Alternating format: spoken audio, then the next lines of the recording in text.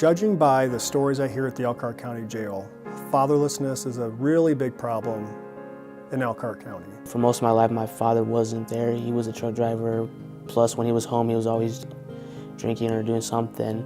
So he wasn't always there. So I kind of had to raise myself.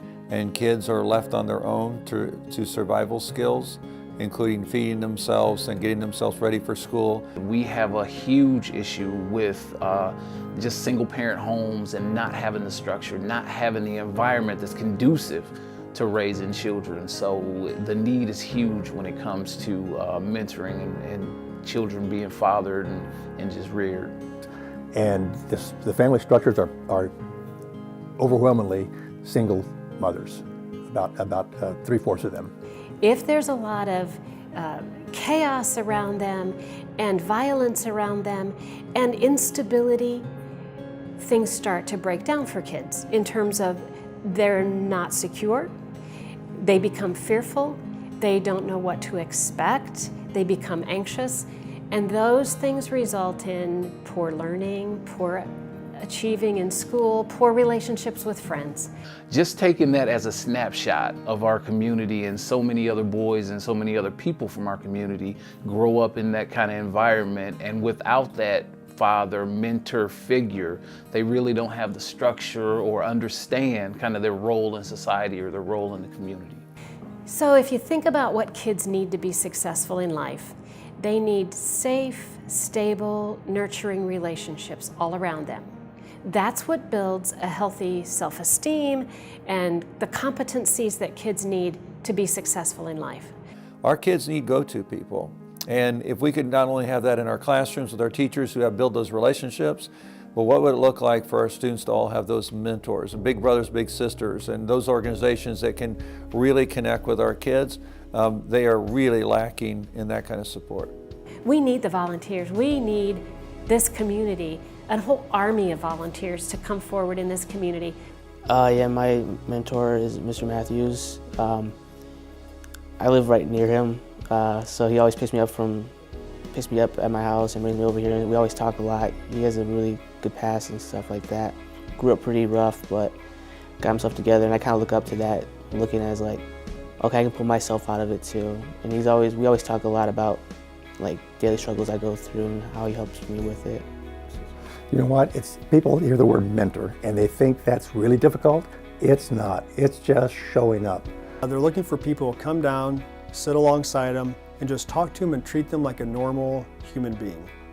Treat them like they would anybody else in their lives. When you make a relationship with a kid, then you're able to speak to that child's heart and then guide them and navigate them through the struggles and the troubles of life. And then through those relationships come great opportunities to learn from them and from them to learn from us. They need to be shown what a father caring for their child looks like.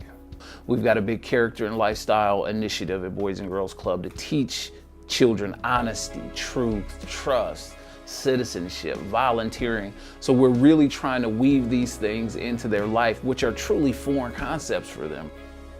Because I feel like I have somebody that I can example from, kind of live by,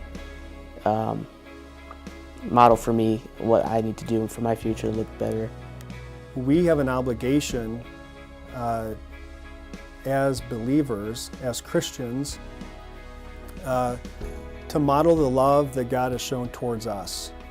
And if we limit that just to our biological families, I think we're selling ourselves short.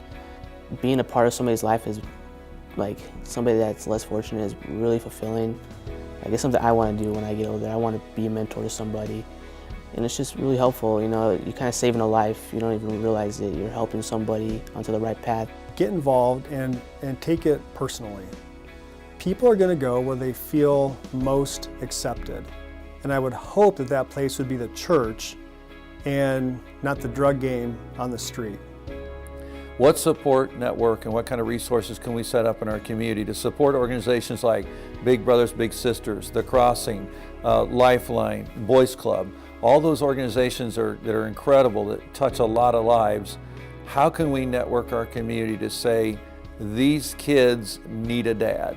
And I think if the church and if the community started viewing these children more as their own and not somebody else's problem.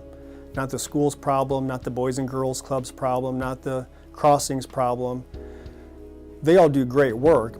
If we started not even viewing them as problems, but as an opportunity to grow our families, I think that's where the change is going to start.